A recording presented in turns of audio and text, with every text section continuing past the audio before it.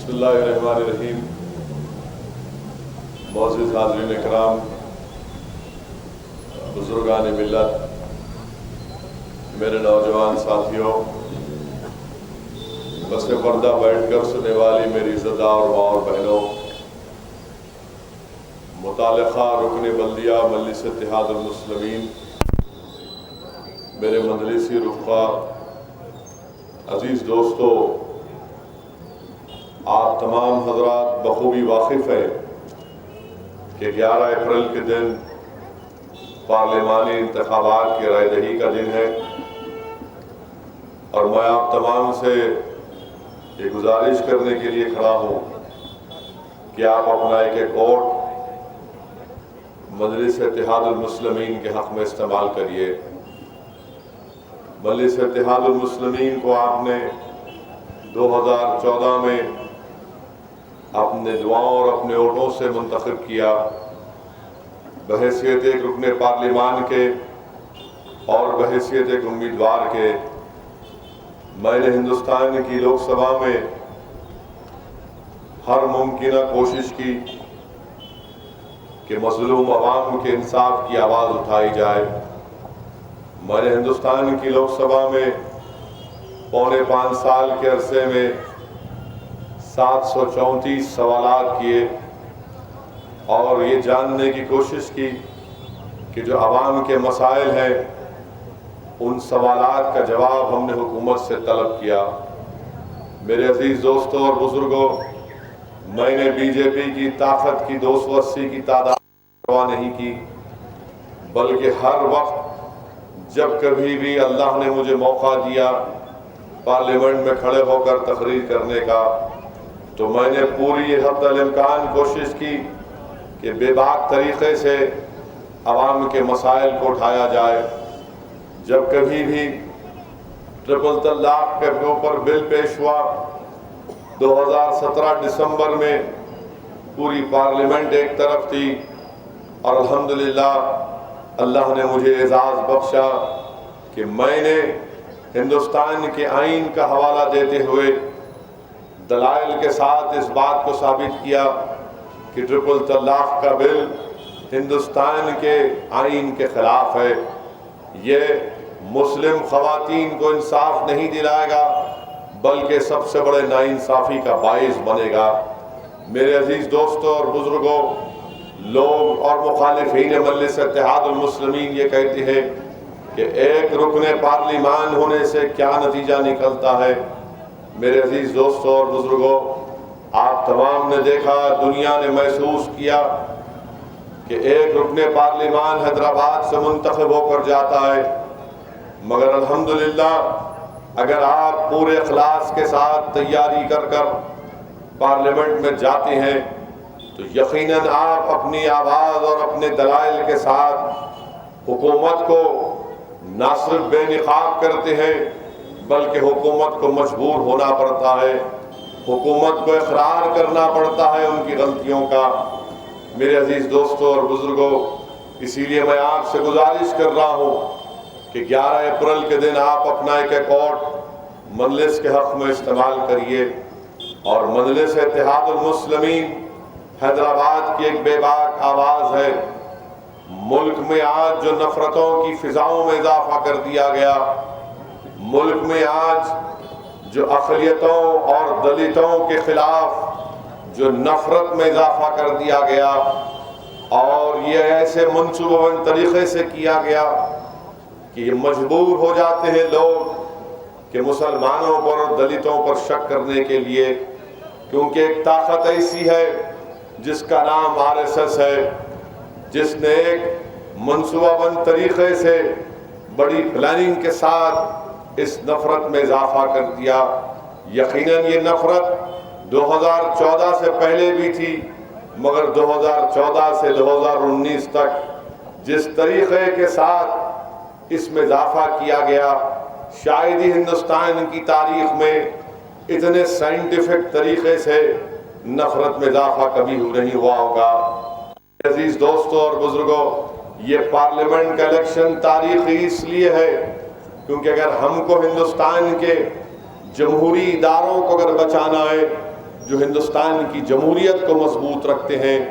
अगर हम निकल कर अपने वोट का इस्तेमाल नहीं करेंगे तो याद रखिए ये इदारे जो पहले से कमज़ोर हो चुके हैं, जिनकी बुनियादों को नरेंद्र मोदी की हुकूमत ने कमज़ोर करके रख दिया, वो दिन दूर नहीं जब ये इदारे अपनी आज़ादना मौक़िफ़ को खो देंगे।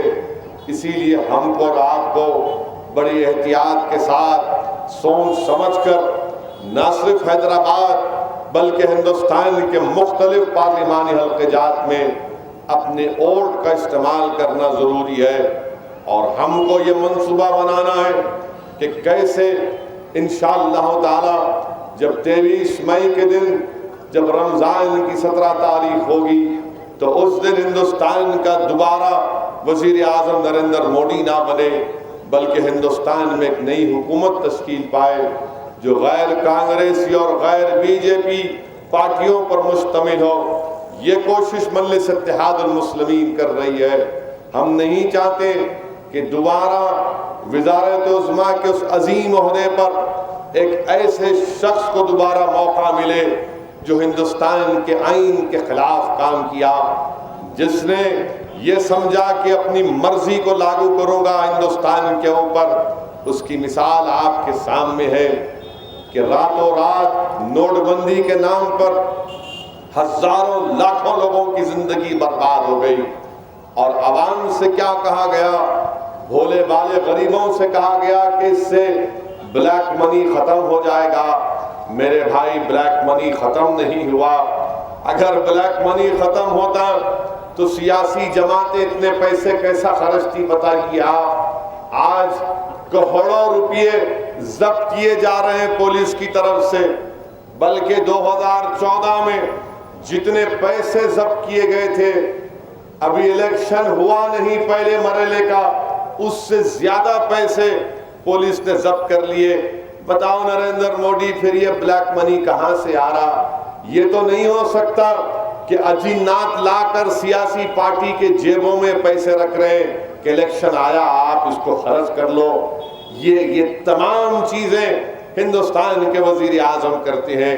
मैं आप तमाम वोटरों से, राय दहिंदगान से अपील कर रहा हूं, हल्क़े असम्बली मलकपेट के, क्या ऐसा शख्स हिंदुस्तान का वजीर आजम बन सकता है जो अपनी तकरीर में दहशतगर्दी के बारे में कहता है, क्या कहता है, हिंदू और मुसलमान की बात करता है, वर्धा की तकरीर, और कोई किसी पर फर्क नहीं पड़ता।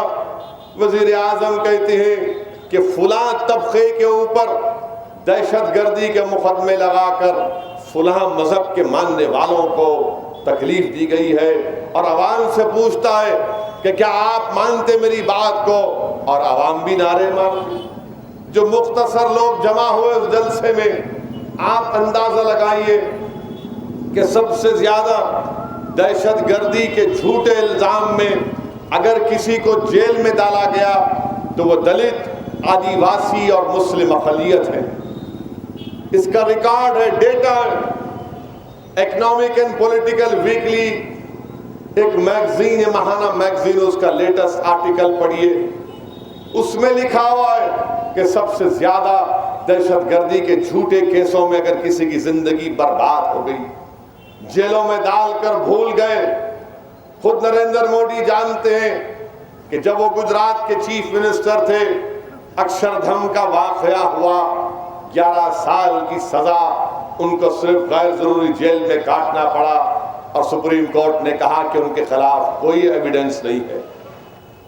यही है मलकपेट के कई नौजवान अहमदाबाद की साबरमती जेल में 4-4 साल जिंदगी गुजारे, और नरेंद्र मोदी कहते हैं दहशतगर्दी को एक मजहब से मंसूब कर देते हैं।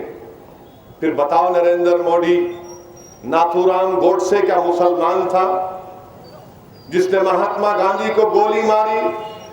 वो जो लोग जो महात्मा गांधी के कत्ल के इल्जाम में पकड़े गए, क्या उनका नाम असदुद्दीन ओवैसी था? जिस सावरकर की फोटो आपके ऑफिस में लगी हुई है और आप उस पर फूल चढ़ाते हैं, बताओ मिस्टर मोदी, क्या Kapoor commission justice Kapoor commission की इंक्वायरी रिपोर्ट में साबित नहीं हुआ कि सावरकर ने एडिंग और एबेटिंग की महात्मा गांधी के कत्ल में। बताओ नरेंद्र मोदी, जिसने दिल्ली की सड़कों पर उन मासूम सिखों को उनका कत्लेआम किया, क्या उनका नाम असदुद्दीन ओवैसी था? जिसने मुंबई के रोडों पर दिसंबर 92 और जनवरी 93 में जो तमाशा हुआ, कौन थे वो? क्या आसमान से आए थे और मारकर चले गए? मगर वजीर आजम को ये हिंदू मुस्लिम की जबान में बोलना जरूरी है, क्योंकि वो तनाव पैदा करना चाहते हैं। मोदी डर के नाम पर वोट मांग रहा है और मजलिस कह रही है कि उम्मीद के नाम पर वोट दो।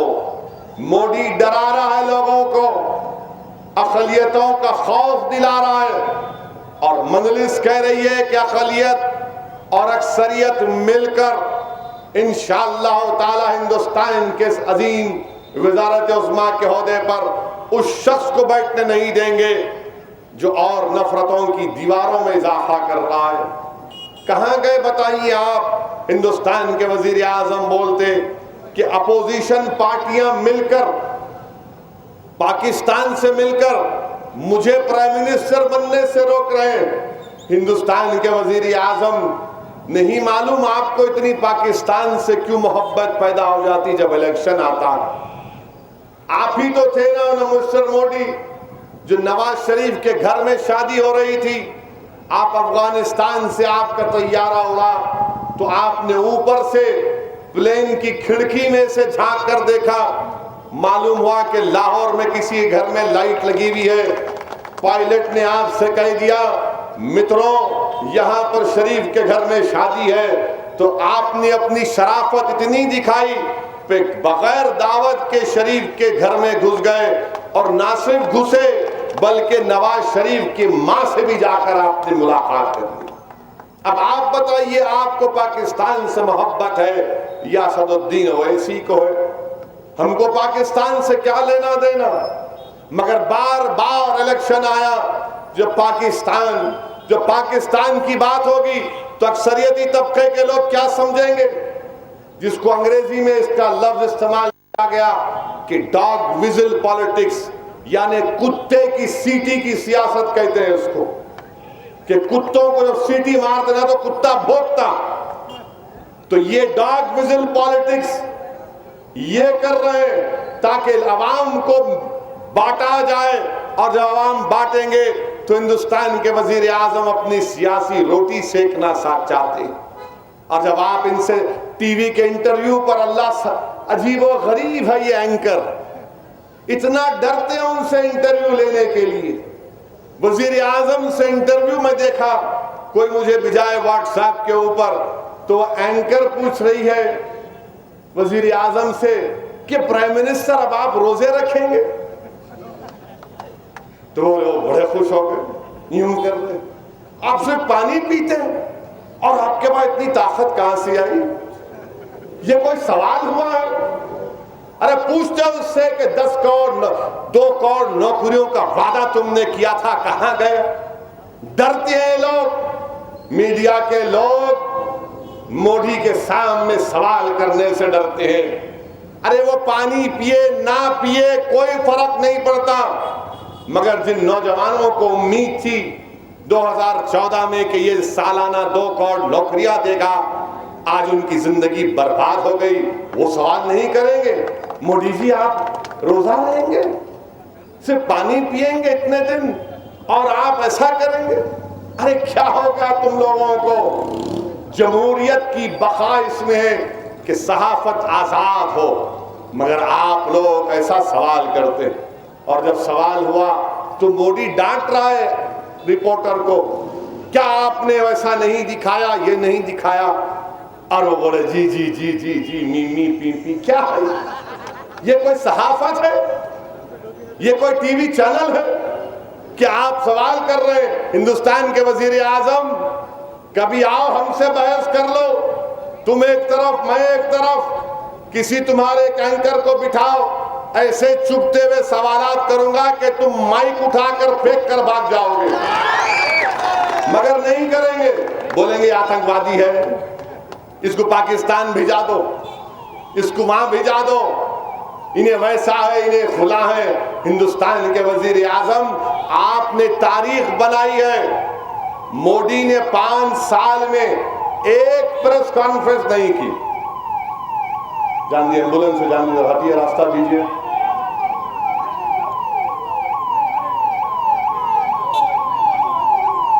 थोड़ा हट जाइए इधर, थोड़ा हटिए, इधर हटिए।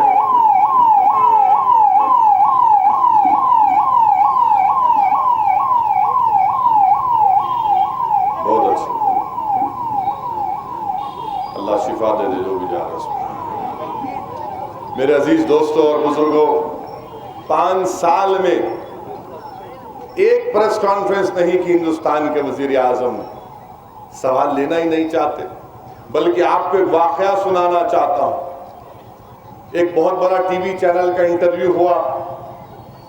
वो चैनल जिसमें प्राइम मिनिस्टर से पूछा गया जरा नौकरियां नहीं मिली, तो प्राइम मिनिस्टर ने उस एंकर को कहा कि क्या तुम्हारे दफ्तर के आगे एक पकौड़े की बंडी नहीं है, कि वहां पर नौकरी नहीं मिली? तो इंटरव्यू हो गया था। मैं रिपोर्टर का नाम भी बोलता हूं आपको। इंटरव्यू हो गया तो प्राइम मिनिस्टर बोले, अरे मैं स्विट्जरलैंड को जा रहा हूं, तुम वो सवाल नहीं करे, दोबारा सवाल पूछो। बोला, जी जी जी जी प्रधानमंत्री, आप स्विट्जरलैंड जा रहे हैं, क्या करेंगे? शुरू हो गए हो। फिर उसके बाद बोले, अरे तुमने ये सवाल नहीं किया, इसको डिलीट करो, गलत करे, ऐसा पूछो। वो बेचारा एंकर, जी अच्छा। फिर शुरू हो गया। अब अरे ये अजीब और गरीब, न्यूयॉर्क में इंटरव्यू हो रहा है, एक बहुत बड़ा मशहूर गाने वाला है, वो इनको सवाल कैसे कर रहा है, इतनी ताकत आपके पास कहां से आती? इन्हें बड़े मुस्कुरा। मैं रहता तो पूछता था कि हैदराबाद का हकीम का खमीम तो नहीं, खमीरा तो नहीं खा रहे? इतनी ताकत कहां से आई आप? ये कोई सवाल है? मगर वजीर आजम जो है मीडिया को दबा के रखें, ऐसे ही सवाल करना। अरे कोई अच्छे मीडिया वाले के सामने क्यों नहीं जाते? ओपन प्रेस कॉन्फ्रेंस क्यों नहीं करते? किसी सियासी लीडर से डिबेट क्यों नहीं करते? हिंदुस्तान के वजीर आजम राहुल गांधी से कभी डिबेट मत करो, आप मुझसे कर लो, आप मुझसे कर लो, और हम आपको एक एक सवाल आपके सामने करेंगे और आपसे पूछेंगे, बताएंगे, मगर नहीं करते। और मीडिया ऐसा हो गया कि आप सबको बोलो, मोदी को मत बोलो क्योंकि हमारे पप्पा है उन, सबको बोलो आप, मगर मोदी जी को मत बोलिए। यानी हैदराबाद को आकर मेरा इंटरव्यू लेते हैं, आकर इंटरव्यू लेकर जैसा ही मैं शुरू करता हूं मोदी के ऊपर, अरे क्या आपको खाली एक ही नजर आता है? मिला हो अंधे हो गए, हम उसको ही देख रहे, खाली दूसरा को नजर ही नहीं आ रहा। बोले क्यों? इसलिए कि बर्बाद हो गया मुल्क। नहीं, आपका इलेक्शन का एक ही, आप शुरू होते, आपके छोटे भाई शुरू होते तो मोदी पे शुरू होते, मोदी पे खत्म होते। मैं बोला किस पे शुरू करना? आप पे शुरू करना। इलेक्शन आप लड़ रहे या मोदी लड़ रहा है? मेरे भाई जरा मीडिया को भी वॉच करो आप, क्योंकि टीवी देखने का बहुत शौक है। उन्हें ज्यादा अगर मस्का लगा रहा मोदी को, समझो इन्हें मोदी भक्त है। ये हाल हो चुका है जमहूरियत का। हिंदुस्तान के सुप्रीम कोर्ट के जजेस प्रेस कॉन्फ्रेंस करके कहते हैं, अवाम से कहते हैं कि हिंदुस्तान की जमहूरियत को बचा लीजिए।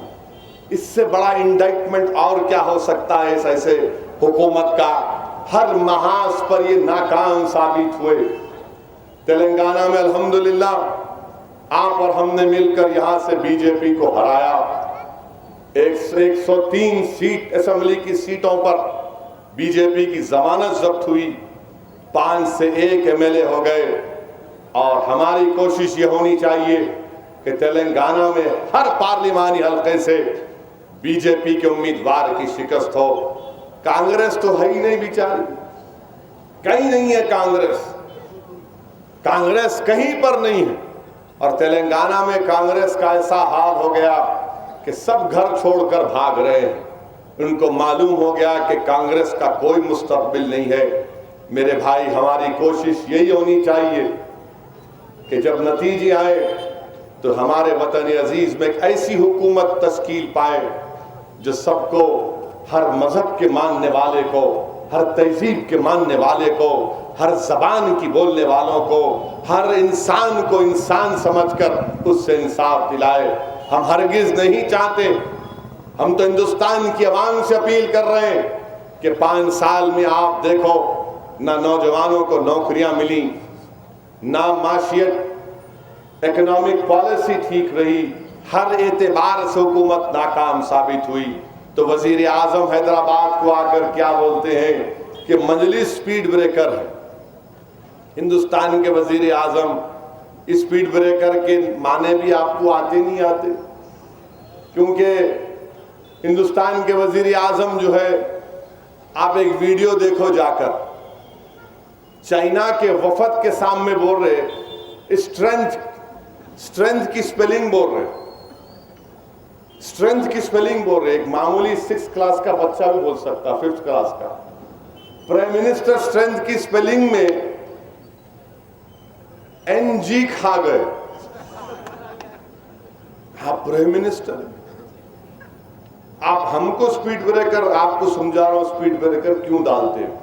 अकबर बाग का चौरस्ता है, यहां से बच्चे मोटरसाइकिल तेज भगा रहे, साहब जरा स्पीड ब्रेकर डालो, बोलते नहीं बोलते, अरे ने बच्चा बहुत तेज भगा रहा साहब, इन्हें प्राइम मिनिस्टर बच्चों को रोकने के लिए स्पीड ब्रेकर डालते। अब आप बोलो, आप बच्चे हैं बुढ़े हैं, आप पे छोड़ता मैं, हमारे पास स्पीड ब्रेकर डालते रहे, डालो साहब।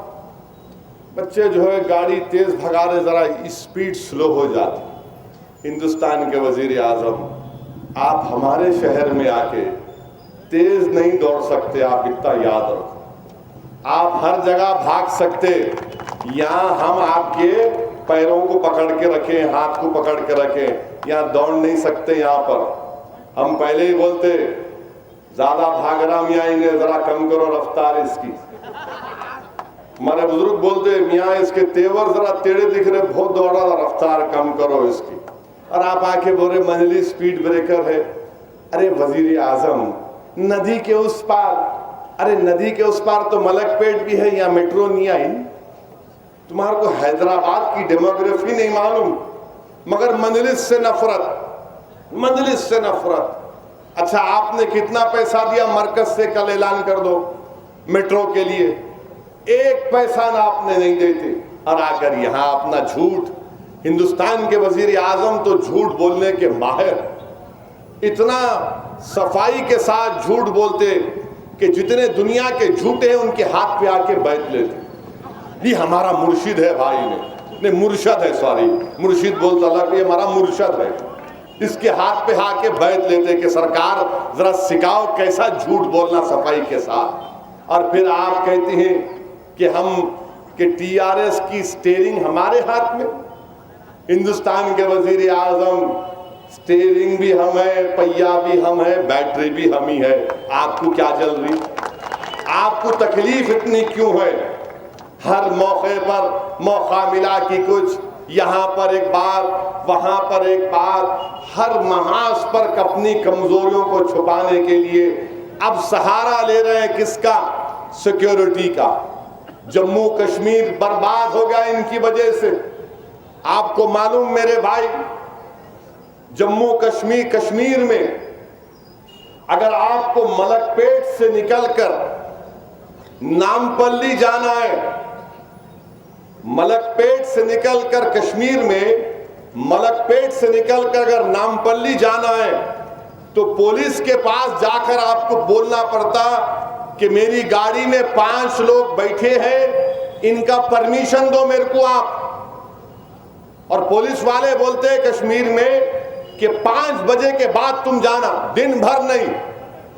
तुम कश्मीर को एक जेल बना के रख दिए कि वहां के लोग अपने घर से निकल के हाईवे क्रॉस करके नहीं जा सकते। एयरपोर्ट पर सौों की तादाद में लोग बैठे हुए हैं कि 5 बजे के बाद जाएंगे और वो भी पुलिस का परमिशन मिलेगा। बताओ वजीर आजम, ये आपकी पॉलिसी? क्यों पॉलिसी लाए आप? और बोलते कि सिक्योरिटी सिक्योरिटी। अपोजिशन पार्टियां सबूत पूछ रहे हैं।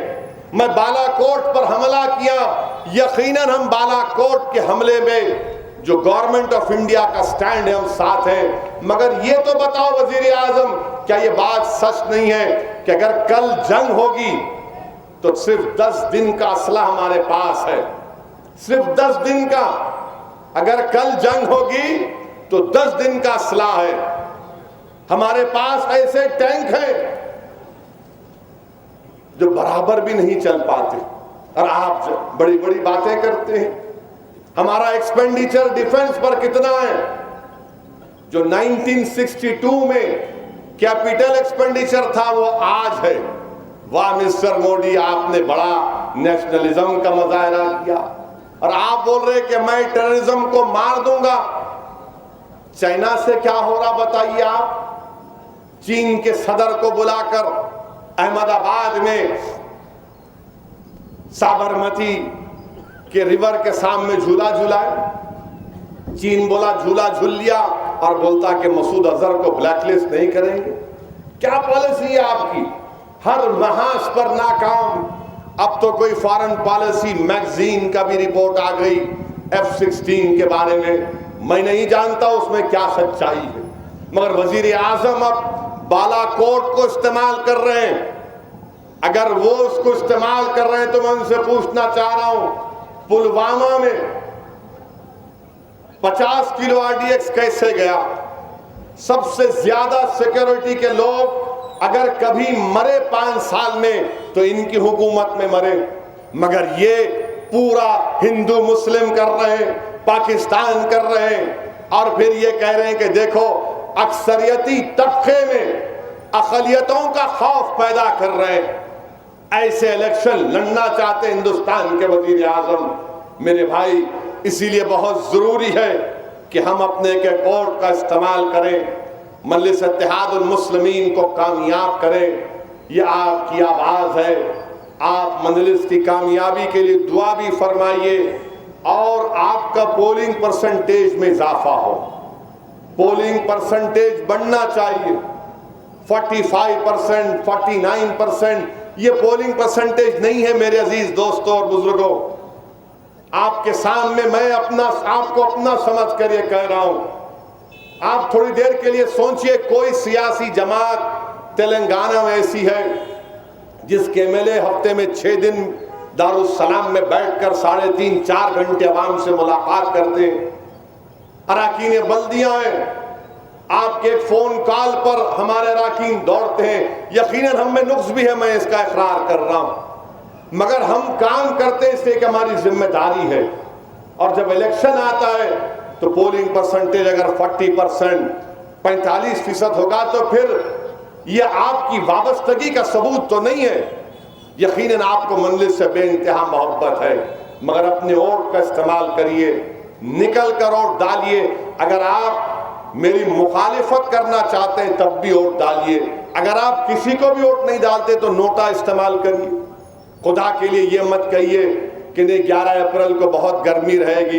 यकीनन गर्मा का मौसम है मेरे भाई, मेरे बुजुर्गों, गर्मा का मौसम है, मगर आपको निकलकर अपनी जमात के हक में, अपने सियासी शऊर के लिए, अपनी आवाज को हिंदुस्तान के लोकसभा में पहुंचाने के लिए मैं आपसे दबन गुजारिश कर रहा हूं कि अपने वोट का इस्तेमाल करिए, अपनी पार्टी को कामयाब करिए, आपके इत्तेहाद को मजबूत करिए, ताकि हिंदुस्तान के पार्लियामेंट में आपकी आवाज दलित, मुस्लिम अक़लियत, गरीबों और मजलूमों की एक बेबाक आवाज बनकर उभरे।